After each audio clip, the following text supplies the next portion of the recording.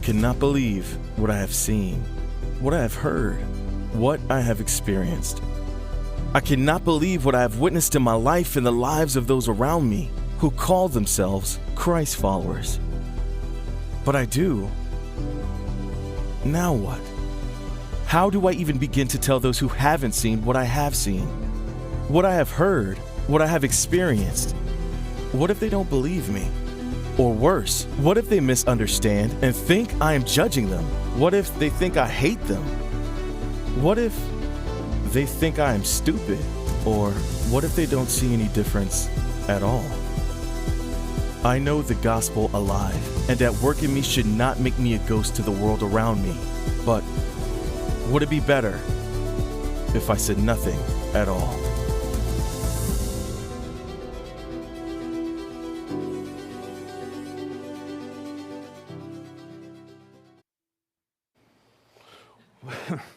Sometimes it's a little bright. So we're in this series called Ghosted, right? And for reference, I want to give you a definition of being ghosted. This is what it says, and this is from Google. And if you want to get technical about it, this is what Merriam-Webster.com says. It says, ghosting is the act or the practice of abruptly cutting off all contact with someone, such as a former romantic partner, usually without explanation, by no longer accepting or responding to phone calls, instant messages, etc. By the way, that was the first slide back there. So, I want you to know, has there ever been a time, maybe you have a time in your life that you have ghosted somebody?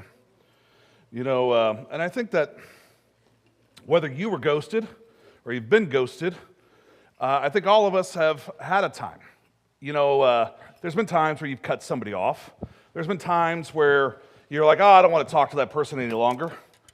There's a purpose for that. Don't worry about it. We're going to get to it later. I was supposed to be opening it, but Melissa had me doing something else. While I was in the middle of supposed to be opening this, she had me doing something else, trying to chase down notes. Forgive me.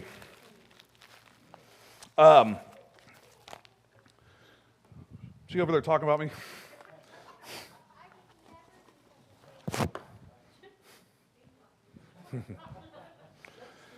Let the Spirit move. We'll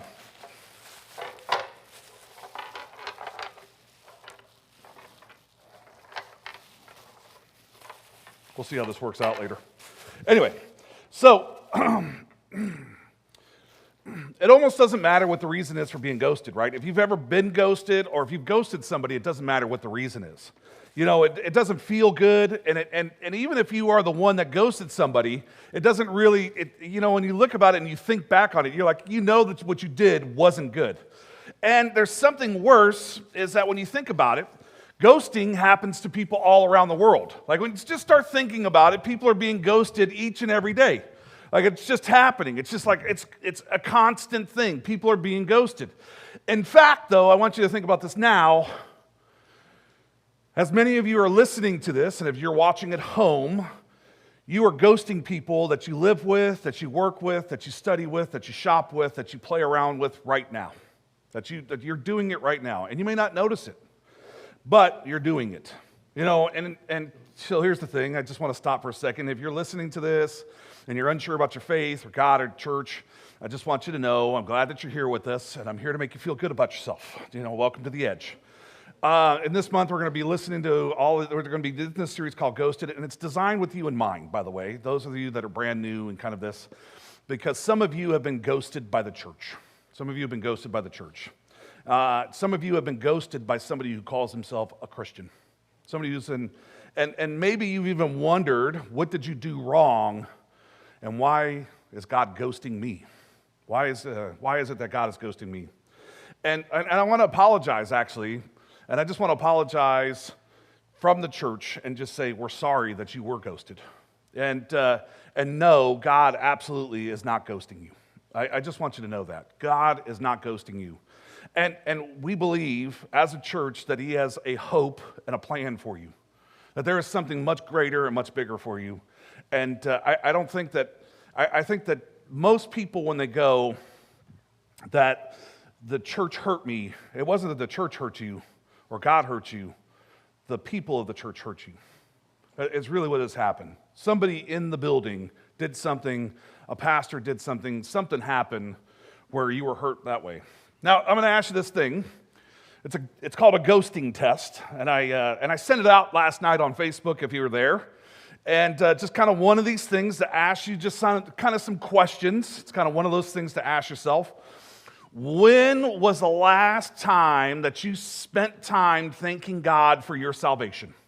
When was the last time that you thank God, that you spent time thanking God for your salvation? That's number one. Number two, who have you talked about the goodness of God with who is not a Christian? Who? So, and you got to take away the mealtime blessings, right? You know, because people always, so who have you talked about the goodness of God who is not a Christian? And then number three, when did you last hang out with a friend you disagree with politically, culturally, theologically, or spiritually? When did you last hang out with a friend you disagree with politically, culturally, theologically, or spiritually? So when you ask these questions again, when was the last time that you spent thanking God for your salvation? When was the last time that you talked about the goodness of God with somebody that is not a Christian? And when was the last time that you hung out with a friend that you disagreed with politically, culturally, theologically, or spiritually? Based on your answers to this, are you ghosting somebody? Are you ghosting somebody in your life that you need to be around, that needs a witness of something of the goodness of God? See, and it's a big question. See, here's the thing, is because often we may have gone, yes, I thank God for my salvation today. But did you share that with somebody? Did you share it with somebody? Did you go, today, God, I thank God for my salvation. I know that I'm going to heaven. I know that Jesus died for my sins. I know that he rose again. I know that I'm going to heaven. But I didn't share that with anybody. I never shared that with. I haven't even relayed my faith to anybody else. I haven't shared, and in fact, everybody I work with, because I don't live my faith out loud, I'm actually encouraging them. I'm basically everybody I work with, and forgive me, but this is going to come off as mean as possible, but not intentionally. But everybody you work with, when you don't share, when you don't talk to them, when you don't go, hey, like when you're not living your faith that way, you're essentially telling them, go to hell. That's what we share with people. When we do not live our faith and going, hey, I am a Christian, this is who I am, this is what I do, this is who I am, and when we go and we're not bold, we are literally telling people, I don't care if you spend eternity separated from heaven, separated from God, and you are in hell. That is an issue. We are ghosting everybody around us because we don't care that they're separated from God. We don't care. We're like, I don't care at this point. And see, the thing is that I will tell you right now, we have brothers, sisters, we have people, like, I know each and every one of us have an uncle, have a cousin, have somebody that we don't like in our families. Somebody in our families that we are like, oh man, don't invite him over to Thanksgiving. But we still love them enough to be able to share Jesus with them.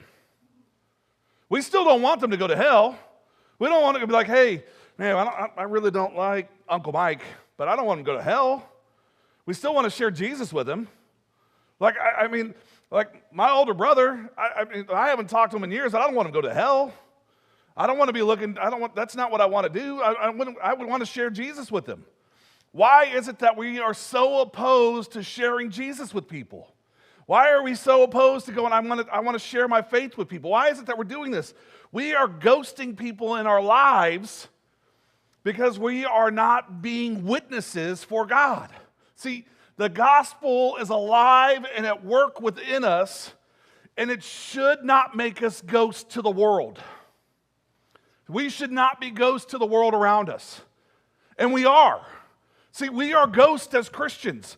See, we come to church on a Sunday morning, we show up here, we walk in, we worship, we put our hands up, but as soon as we walk out, there's no, like, instead of listening to K-Love, instead of listening to, I don't know, whatever the fish, whatever radio station and the message that you're listening to in your car, you know, you might be listening to Kirk Franklin radio, whatever it is that you're listening to, you turn it, like all of a sudden it goes from that, and now you're listening to, you know, Shade 45 or whatever it is that's in the car. You've gone to a complete different mindset.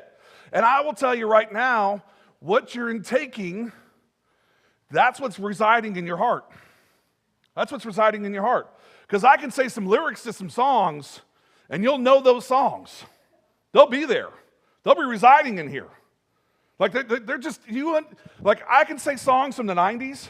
Like I could say them, like you could start with some songs, and I can just be like, oh, yeah, I know that one. Like, I know it. Like, we could just start going through the lyrics. I'd be like, oh, yeah, I know that one. I know some all the way through the 90s, early 2000s, and I'd be like, oh, yeah. And then you start listening to the lyrics, and you're like, oh, we should not have been singing those. We should not have been, like, even the ones that didn't even have cuss words in them, we should be like, oh, that shouldn't even have been on the radio. Like, why was that even, you know, that was just terrible. See, the thing is that is in, that's dwelling in us. That lives in us now. And so as we take that in, like you could start singing, like I could start saying some Taylor Swift songs now, and a good portion of you would be able to quote them. Like you would just be able to say, like, I promise you, I could probably start singing the Frozen songs, and you would definitely know those, right? Yeah, they reside here. They live here. And see, that's the thing. So, see? Then you got a Marine that's like, I got this one that's stuck in me too. You know? See, what we're challenging you to do is stop living as ghosts in the world as Christians. That's the challenge right now. And see, stop having this reside within you. So here's what it is. So we're going to change here. We're going to pivot here a little bit. So we're going to go ahead. You're a couple slides back. We're going to move ahead to. So as Jesus was walking beside the Sea of Galilee, he saw two brothers. Simon, he called Peter, and his brother Andrew. They were casting a net into the lake, for they were fishermen.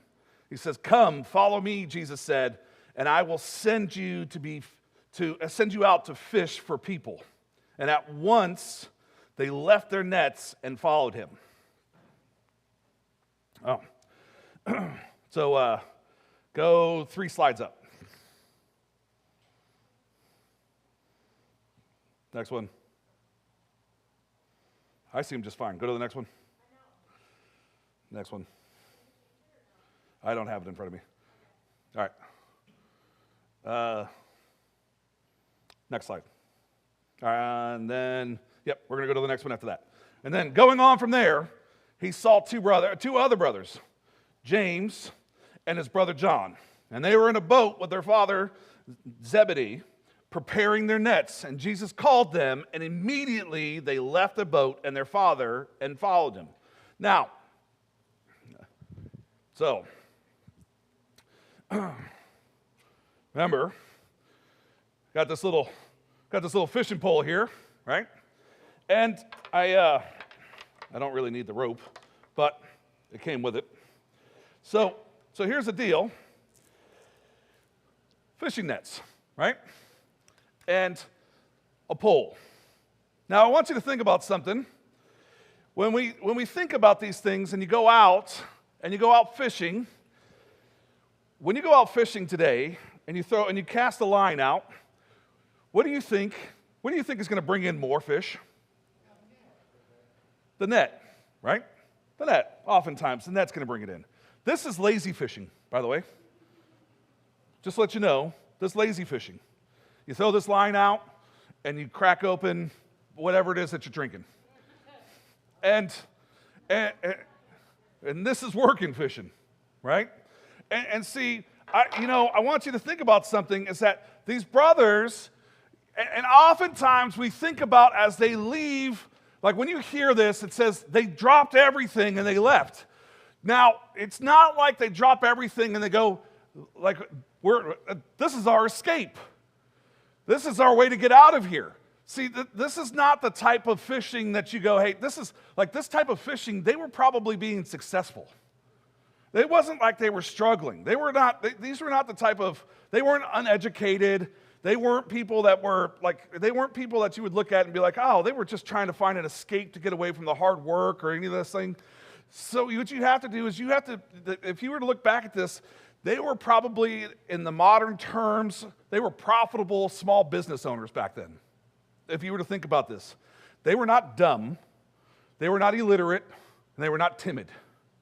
If you look back at them, so they had plenty of social standing and money actually back then. And they had plenty of social standing and money to lose by following Jesus.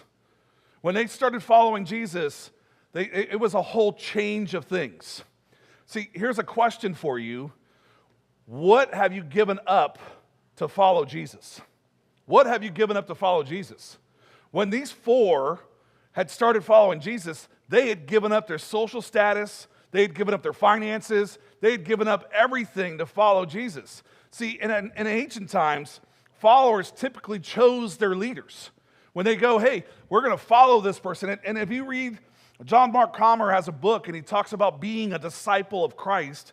And he says that when you chose them, you chose to be exactly like them. When you were following Jesus, when the disciples were following them, they chose to emulate him. To be discipled by him meant to follow everything that he did, to emulate everything about him, to be his apprentice. And so as they were following him, they were looking at everything he was doing, and they wanted to emulate what he was doing. That's the reason why they chose to follow him. They wanted to do everything that Jesus was doing. And so they gave up everything to follow him. They gave up their future. They gave up everything that they were doing in order to sacrifice and go, I'm going to follow Jesus. And so when they start following him, these brothers understood that they were accepting this radical form of discipleship. They understood that they were accepting this. And see, would you be considered a radical follower of Jesus? Would you be considered a radical form of Jesus? See, in the Greek meaning of come follow me, Jesus suggests that he's challenging and calling the brothers was a physical calling. And he was actually, like when he was not calling them to simply be hearers, but doers by definition. He wasn't just like, hey, come follow. He wasn't just like, hey, like for us, we hear that word, come follow me. It's an actual act. He's not just saying, hey, come follow me, but stay on your couch.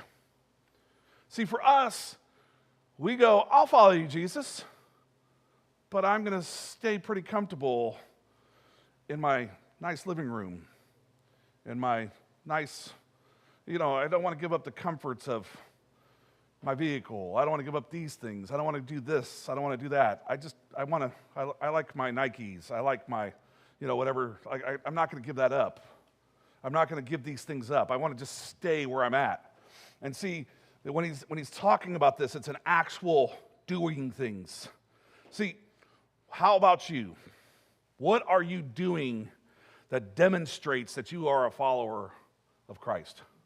What are you doing that demonstrates that you are a follower of Christ? See, the good news is that while Jesus was calling Peter, Andrew, James, and John to physically leave everything behind, it's not exactly what he's calling you to do. See, Jesus is absolutely calling every single follower to physically, in a real way, to leave their cultural priorities behind and trade in your fishing pole faith for a network lifestyle. Network lifestyle, by the way. So, have you ever gone fishing and never caught anything? Have you ever gone out and, one time, this is, I don't know, maybe 15 years. So I'm not a particularly, anytime anybody invites me to go fishing, I usually don't go because I never catch anything. Never, ever do I catch anything. Ever since I was a young kid, I never catch anything. Like I would go with, my stepfather would take me out, and he would be out there just popping fish all day long. I'd be like, and I would never catch anything. My grandfather, we'd go out trolling, like the easiest type of fishing, right? You just sit there, and he would drink beer all day long on the lake and pulling fish all day long off his pole, and he'd be like, I don't understand what's wrong. I'd be like, I don't either. You're hammered getting fish, and I'm sitting here like, I don't understand. Like we're doing the same exact thing, and I have caught a single thing. I don't know what's happening. And so it'd be all the way through this thing. It'd be like, what is happening here?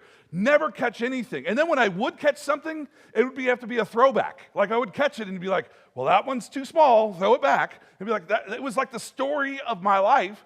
And so one time we were out here in the slough, right? And like we're out here, I'm on the lake with two guys, and we're on this boat. And the boat, by the way, I've always been a larger guy. And we're on a boat, and the boat is with two other larger guys, and we're on a small boat, right? So this is already a bad situation. So we're on this boat, and we're out there, and the boat breaks down, of course. So we're out, further out than we should be. The boat breaks down, and what happens? My pole finally gets a bite. And so I'm like, well, guys, it figures that this would be the day that I actually catch something. The fish fights enough that it pulls us further out into the delta.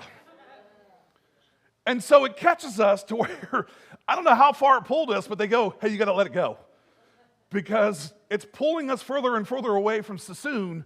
You have to let it go. Whatever it is, it's going to make it to where we're not going to be able to get back in. We're going to have to call the Coast Guard, and we don't have a radio to call the Coast Guard. And I go, I'm not letting it go. I have never caught anything. We're going to catch this. And they go, we're not going to catch it.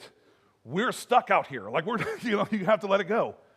This is how my life has gone. I've never caught anything, and then when I do catch something, it drags us out further into the ocean. So I don't go fishing, right? So by the way, that's how my life has gone, right? So my knowledge has not been great with fishing. The equipment I've never had has never been great, and my experiences have never been great, right? It's just never been good. Now, I want to move ahead, and I want to show, let's look at what Luke writes, and he's an early follower of Christ, and he wrote 2 books, Luke and Acts. And so when you look at this, he's at Acts 1, verse 3. He says, after Jesus' suffering, he presented himself to his disciples, and he gave many convincing proofs that he was alive. He appeared to them over a period of 40 days and spoke about the kingdom of God. On one occasion, while he was eating with them, he gave them this command: do not leave Jerusalem, but wait for the gift my Father promised, which you have heard me speak about. For John baptized with water, but in a few days you will be baptized with the Holy Spirit. Then they gathered around him and asked, Lord, are you at this time going to restore the kingdom to Israel? And he said to them, it is not for you to know the time or the dates the Father has set by his own authority, but you will receive the power when the Holy Spirit comes on you, and you will be my witnesses in Jerusalem and in all of Judea and Samaria and to all ends of the earth. See, doesn't it seem like after all the disciples and the followers of Jesus spent all that time with them, they still don't seem to get it? They still don't seem to get it. And if that doesn't give you a little bit of hope for yourself today, sometimes I think that gives us some hope and seeing what Jesus has done in our own lives and still not sure what to do next. Like, see, we can look at it and go, I'm not sure what to do next, but Jesus has done some amazing things in my life. Like, I don't know what to do next. See, the good news is in Jesus 8, and in verse 8, Jesus makes it super simple, and he's telling us. And so there's no cheap sales tricks, and there's nothing here that's going on, and not trying to bait and switch. And here's what he says. He says, you will receive the power. He says, you will receive the power. You don't need a theological degree. You don't need the title of pastor. And some of you really need to hear this last one. You don't need to be perfect. You don't need to be perfect for this. You don't need to, the first thing, all you need to do is to be a witness of God's power at work in you. All you have to do is be a witness of God's power at work in you. Go to 3 slides ahead. See, many of us know the story of David and Goliath. Many of us know how David becomes king. But David took advantage of being king, and he's entrusted with people in his care, and he takes advantage of people in his care. And then in Psalms 51, this is after he's already committed an affair and sent a man out to be murdered. He says, "Create in me a pure heart, O God, and renew a steadfast spirit within me. Do not cast me from your presence, or take your Holy Spirit from me. Restore me to the joy of your salvation, and grant me a willing spirit to sustain me." In Psalms 51, verse 10 through 12. See, maybe you haven't done something as bad as David, but you feel guilty about something. Maybe you feel ashamed. Maybe you feel like a fraud. Maybe you feel like an imposter. But see, that's when you start to look and go, maybe that's the reason why you ghosted God. Maybe that's the reason why you're not spending time with him. Maybe that's the reason why you're not sharing. Maybe that's the reason why you've ghosted family and friends. Maybe that's the reason why you've ghosted neighbors, coworkers, classmates. You just don't feel that you're doing the right things. Maybe that's one of the reasons why you don't share what God is doing in your life. Because you're like, I feel inadequate. I've done this. I've done that. I've done these things in my life. You just don't know. See, I think a lot of us have these, Mike, you just don't know statements. And see, that's the thing. A lot of us have, you just don't know statements. You just don't know what my past has been. You just don't know this. You just don't know where I've come from. You just don't know how bad it's been back there. See, the good news is, if you are a Christ follower, God can still use you. God can still use you. Because only God can call you. See, God has called you. Just like he called the disciples. God has called each and every one of you. God called each and every one of you. He said, hey, and let's not forget those that have already ghosted Jesus, the disciples that ghosted him. Like after he's arrested, except for Mary and the Marys and John, they ghosted him. They disappear. And his desire to use you to share the hope of the world and your part in the world. And see, in verse 8 again, he says, you will be my witnesses. You are going to be my witnesses. So, be a witness. I wish I could change these slides because you guys are missing out on all this stuff. So, move forward. What's that? Move forward. So, be a witness of, go back one. Be a witness of God's story and how he's changed your story. So you have to be, how has God changed your life? What has God done in your life? So here's the thing. What did God do? What has God done in your life? What has God delivered you from? What addiction? What pain? What sorrow? What anger? What has God delivered you from? And be willing to share that. Be willing to share what has God done that's changed your story. I can tell you right now, I've listened to so many of you, and I know that God has changed your story. And each one of you has a story. But when was the last time you laid it out? See, here's the thing. When you lay out your story, you're casting a net. That's what you're doing. Every time that you lay out your story, you're literally casting a net out. And see, when you have a story about meeting God, you're casting a net out. When was the last time you opened up? And when you do, you're casting a net out. When the story of what God has done and will keep doing in your life, you're casting a net out. When you leave, don't leave it all balled up and in a corner or shove it in a closet, because then what you're doing is you're doing the same thing with the net. You're balling it up and you're throwing it in the corner. If you're not sharing your story, if you're not sharing what God has done, if you're not saying, hey, look at how, because what you've done is, because you remember what Jesus said. Jesus told him, hey, cast the net on the other side. You see, we have to start getting better at going, hey, we need to start doing this. See, if God calls those who ghosted him to be his witnesses, what makes you think that he's not calling you? What makes you think that he's not calling you? And if God uses those who ghosted him to spread Christianity around the globe, I mean, look, he's done so much. The net has been spread out. It's out there. What makes you think that he can't use you? What makes you think that he can't use you? And see, that's the thing. And I know you might be going, well, but Pastor, there's holes in my life. Yeah, but you see this net? There's holes in this net. It actually, it's what helps. It's what helps actually catch fish. And Pastor, my story's heavy. Oh, I know. But you know what? You see on this net, there's weights. That's what helps bring it down to the bottom to help catch those that are out there. The weight is what helps bring it down to the bottom to be able to pull people in. You needs to have that weight. Because I'll tell you, the stories that don't have any weight don't bring any people in. You need to have some weight in your story. Because I'm just telling you right now, I can tell you right now, I had a pastor that we went to church with, and he didn't have a story, didn't have a past, didn't have anything. You'd listen to him, you'd be like, and then? And he'd go, and no, and then. And be like, okay, wait a minute, there has to be and then. There has to be something. You had to have something. And then you did what? He had one of those stories that started out over a salad. And no good story starts out over a salad.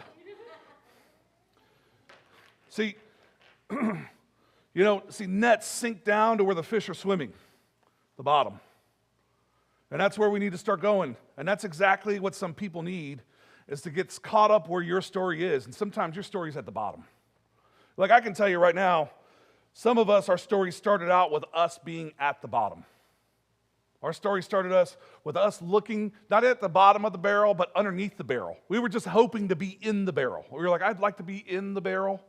Like I've dug myself underneath the barrel. I'd like to be in it. And see, some of us, we just want to go, how do I get into it? And see, some people, we're going, I just want to get there. What do I have to do? And this is exactly what it is. See, for some of us, we've been sitting on the dock with one of these, doing this lazy fishing. We're like, come here, fishy, fishy. Come here. Yeah. We've been sitting there with our soda, going, come here, fishy, fishy, wondering why we aren't catching anything. Why aren't people coming? Why we aren't able to share our story? Why we aren't able to get anything done? Why is it that we're having a hard time reaching people for Jesus? Well, it's because we're not sharing our story. And what we're doing is we're not getting out to where the fish are. We've just been sitting on the dock. And I'll just tell you right now, those are lazy days. That's not us going out and doing the work that Jesus asked us to do. That's us just ghosting our community. And here's the thing, that's just us setting people up for the bait and switch. That's all we're doing right there. They're just knowing that we're setting them up for the laziness of the conversation. We've just set them up for the bait and switch conversation that we know that, hey, come to church with me, and we're just going to be lazy. God's story is just going to be so amazing, we're just going to kick back and we're just going to be lazy. And that's just what it's going to be. And see, it's time for us to go out into our network and to go put our net to work. That's what it's time to do. See, and we're just neglecting it. See, Matthew, one of Jesus' disciples, remembers Jesus saying, then the 11 disciples went to Galilee to the mountains where Jesus had told them to go, and when they saw him, they worshiped him, but some had doubted. Again, almost all the disciples had ghosted Jesus after his arrest, but then he died and was resurrected, and he went to meet with them, and even after he rose from the grave, some had doubted. And here's what Jesus tells them in verse 18. He says, then Jesus came to them and said, all authority in heaven and on earth has been given to me. This is the slide right here. He says, therefore, go and make disciples of all nations, baptizing them in the name of the Father and in the Son and in the Holy Spirit, and teaching them to obey everything I have commanded you. And surely I am with you always until the very end of the age. See, Jesus said, you have all the power, you have all the authority, and most of all, you have all of me. So he says, you have all of me. You have me. Jesus never ghosted the disciples. He says, I am with you. And Jesus will never ghost you. I am with you. And don't just go there and just say, oh, yeah, that's good. Jesus is always going to be with me. You have to take that and move out there and go, Jesus is going to be with me. So if you ever say, oh, I'm not qualified. No, Jesus is with me. I am qualified. When you go out there and you start talking and you start going to share your faith, you go, I'm not qualified, I don't know what to say. Well, Jesus will give me the words. Jesus will help me get through this. Jesus will give me the strength because he is with me. He never ghosted anybody.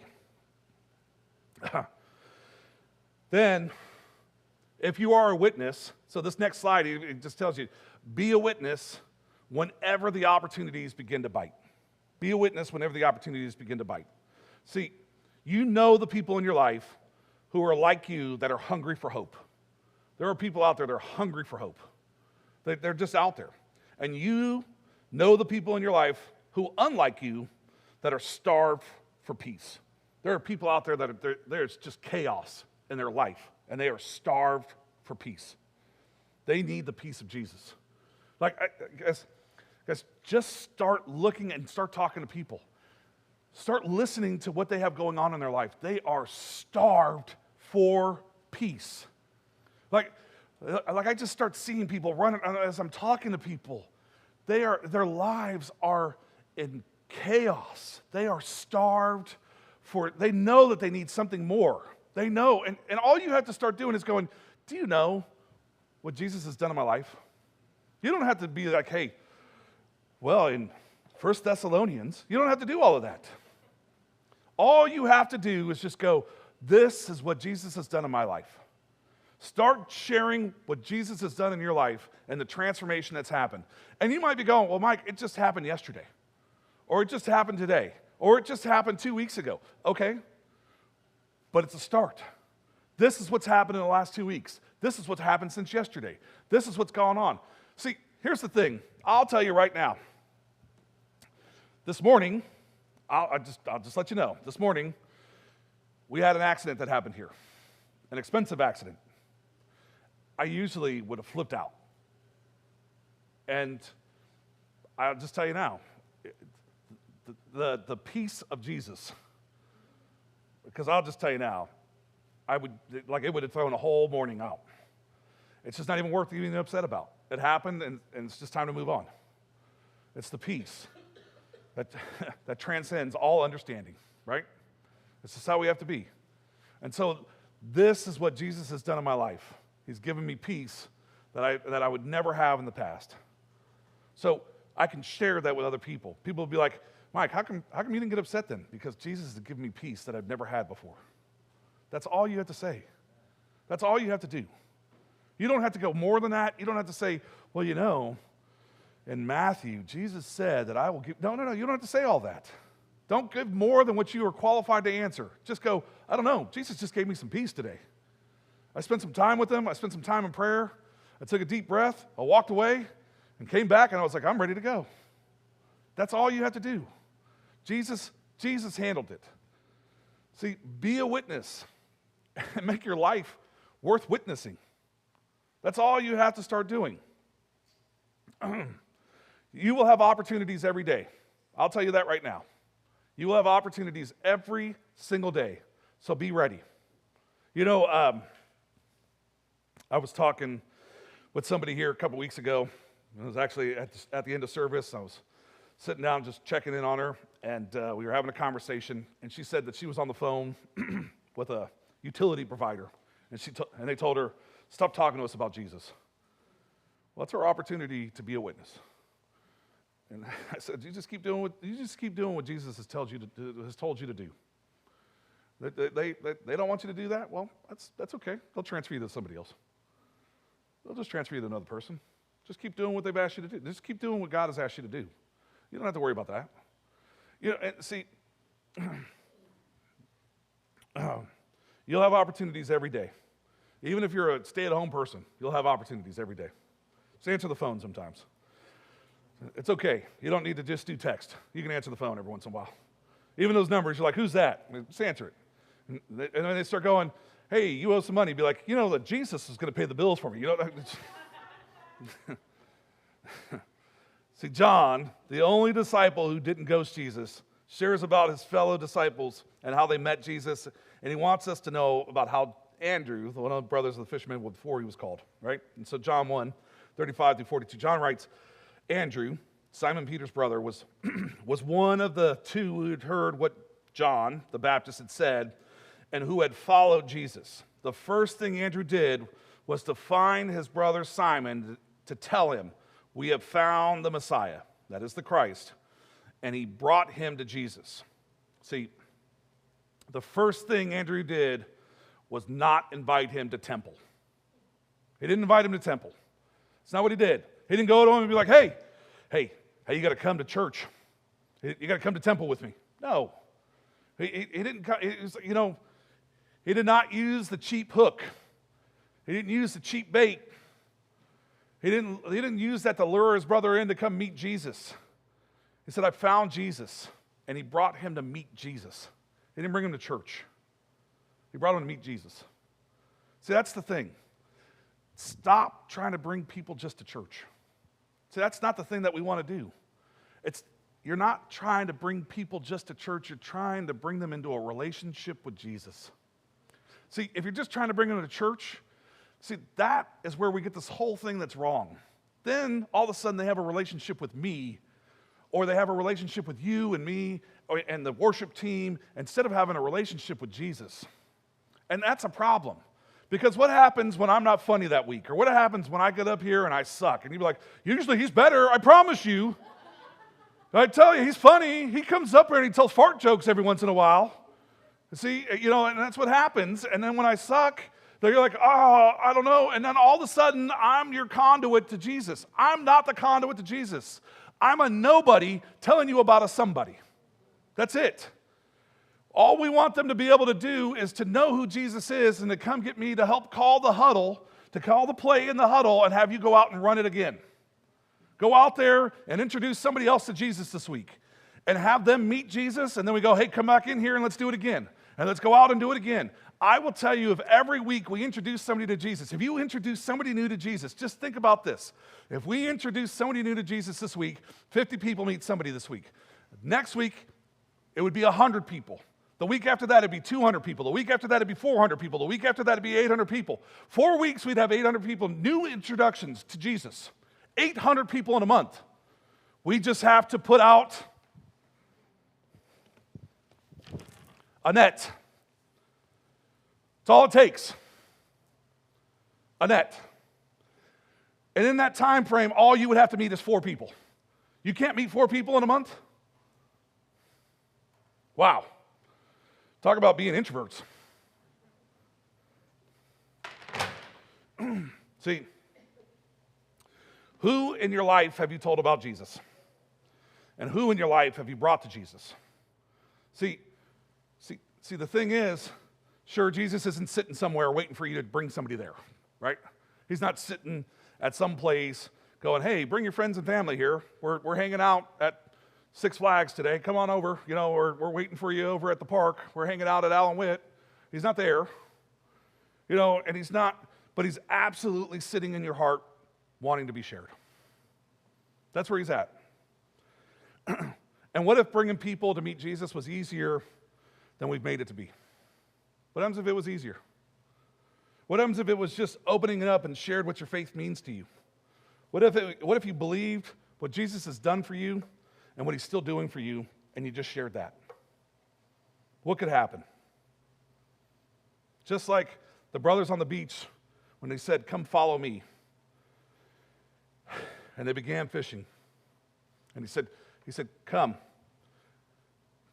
Just as he's telling all of us to come. Come follow me. Come and trade away your fishing pole style of faith for your net casting type. See, you will have the power and the authority to be my witnesses. All you have to do is step out and do it. So here's what it says in Acts 1, verses 9 through 11. Jesus said this. He was taken up before their, here's what it says. After Jesus said this, he said he was taken up before their very eyes, and a cloud hid him from their sight. And they were looking up into the sky as he was going, when suddenly 2 men dressed in white stood beside them. "Men of Galilee," he said, "why do you stand here looking into the sky? The same Jesus who had been taken from you into heaven will come back the same way you have seen him go into heaven." See, what is it when you start to see this? What is it that we have to start thinking about this? Jesus is going to be coming back. Jesus is coming back. And with that mindset, who do you need to be praying for? Who do you need to be reaching? Who do you need to be going out for? Knowing that Jesus is coming back. Knowing that, guys, if you know anything, if you've been attending this church for any amount of time, or you know that I'm not this person that comes up here and goes, the rapture's coming, hell's coming, but we should know. Jesus is coming back. You should know that. And with that thought and knowing that, you should know that you should be doing everything possible to reach people for Jesus. We should be prepared. Now, that doesn't mean that, because it's very clear, no one knows the time or the date when Jesus will come back. He says, I'll come back like a thief in the night. And so with knowing that, that means it could be today, it could be tomorrow, it could be the next day. No one will know when. Could be in 5 years. But we should be prepared for any day. And so that means that we should be prepared, and we should be telling people as if it's tomorrow. And we should be sharing as if it's going to be tomorrow.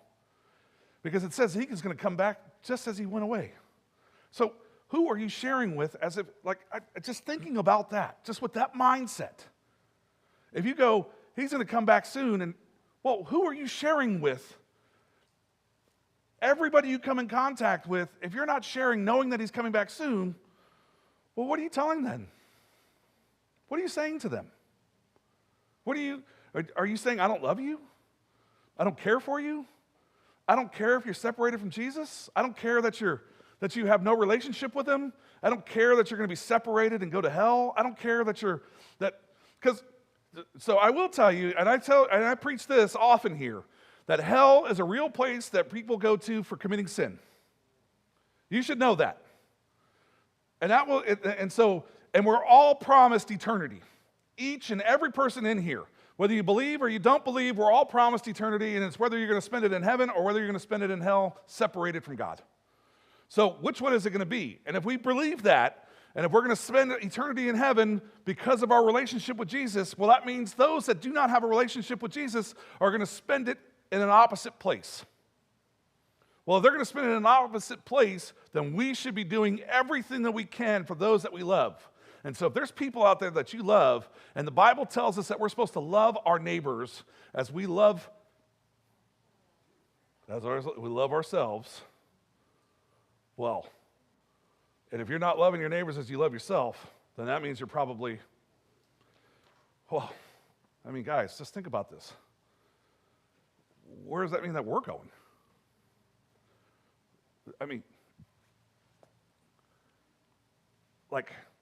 Let's just have a real conversation with yourself here.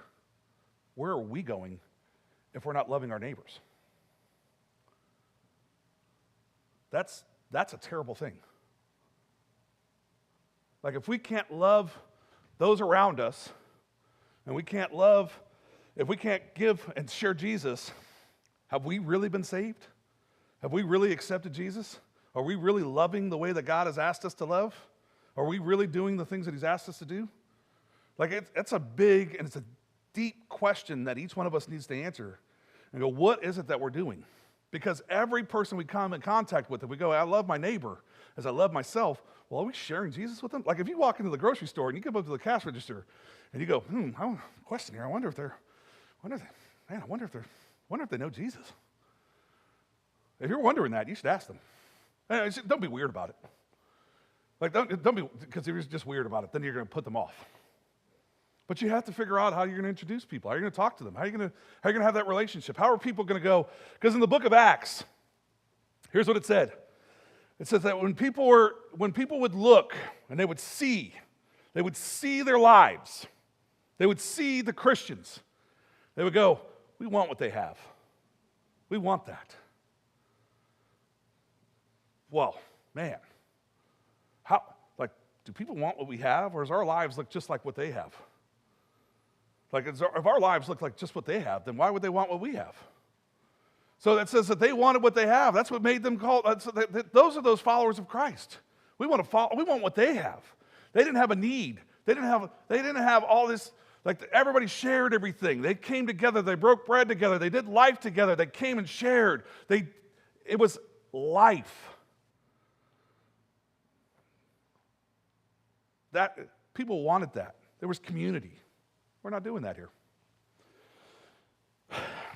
Because we've been too busy on the dock. Too busy not loving. Too busy ghosting people. It's really what it's come down to.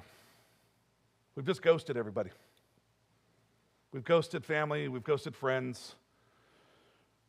In fact, most of us, we've taken this and we just put it away. We're not doing any sort of fishing. We're not on the dock. We're not doing anything. This is how we fish. And see, this is us truly ghosting our community, our family, and our friends. And see, when you start to look at that and you start looking at it and going, if we've really separated ourselves this much from our Father in heaven, and we've separated our friends and family from our Father in heaven, who are we really doing the disservice for? As I told you it was going to be a little fun, and I guess I didn't make it fun today. Maybe I made it a little hard, and maybe I made it a little real. And I apologize that the notes for some reason didn't save in the app, but I'll get them published again, and I want you to go back and review them and go through and see what's there. I'm going to close this in prayer, and we're going to take communion here in a moment. And what I would ask you is today, as you walk out of here today, and as you go back into our community, do not walk out of here with your heads down, going, "Hey, today was bad." You should walk out of here with your head up and going, "I refuse to ghost my community now. I refuse to ghost those around me." Don't look at this as a bad day. Today is a day of an awakening. Today's a day of going, "Hey, we're going to walk out of here today going, I choose now to make sure that I'm preparing my community for the return. I make sure that instead when I walk out of here, instead of listening to whatever I've been listening to on the radio, instead of listening to whatever it's been, I choose to that I will prepare my heart for what Jesus has in store for it. I'll prepare my mind for what Jesus has in store for it. I'll prepare anything so when I walk out of here that I know that I'm stepping into the relationships and I'm preparing my mouth for the relationships that Jesus has in store for it. That's where we need to be. So that way I'm not ghosting people. And that way, when I throw the net out, I'm ready to reel it in. Because I'll tell you what, this is a 5-foot net. And if I throw this out and I get it into the water, it can be heavy to pull back in. In fact, it could take some help. I'm going to need some help to pull it back in. And see, that's what it's going to take. If we start throwing this out, because I will tell you right now, I firmly, firmly believe that this community is in place for a revival. I firmly believe it. I firmly believe that this community and in our nation, we're in a place for revival. But it takes us. It takes us to be the seeds of that. It takes us to be like, hey, like if you start seeing what's happening, and if you started seeing what's happening in Kentucky, and you started seeing what's happening in these universities, and you start seeing what's happening back there, that all of that is starting to come this way. And I'm just telling you, the youth of you start seeing these 30 and unders, they are flooding back to church, and it's starting in the Midwest, and it's coming out, and I'm just telling you, it's flooding out. It's coming here. We need to be ready for it. And we need to be ready to cast out the net and be ready for it. And so as we get ready for this move, and as we get ready for these things that are coming, we need to be ready to throw out the net and capture our networks. That's what we need to be ready for.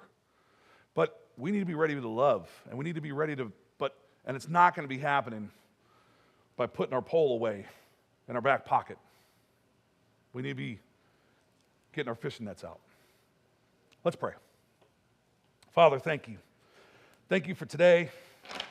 Thank you for this message. Thank you for giving each one of us a net to cast out, to reel in, to pull in. And sometimes when we throw it out on one side and we don't pull anything in, You call us to throw it out on the other side of the boat. So, Father, help us to find the fertile waters that you've called us to fish into. But help us to have the courage to just even go fishing. Help us to have the right words. Help us to have the right temperament. Help us to have the right heart.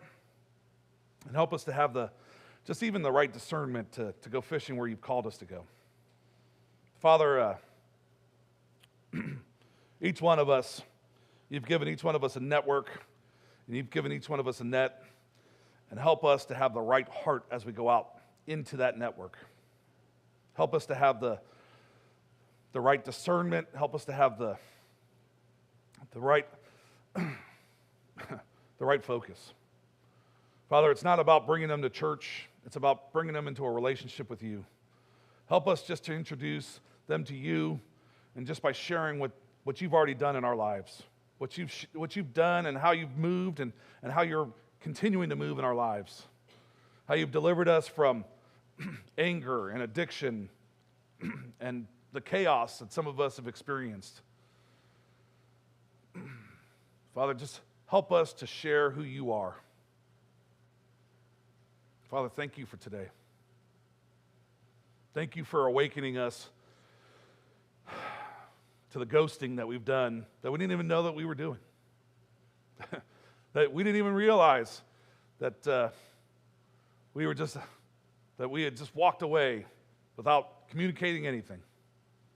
Now we know. Father, as we walk out, as we move forward, help us to be aware and just confront the situation with a joyful heart. Just knowing that you've called us to do this work. You've called us to love our neighbor, and we're going to do it the way that you've asked us to. Father, thank you. It's in your Son, Jesus' name, that we pray. And we all said, amen. Amen.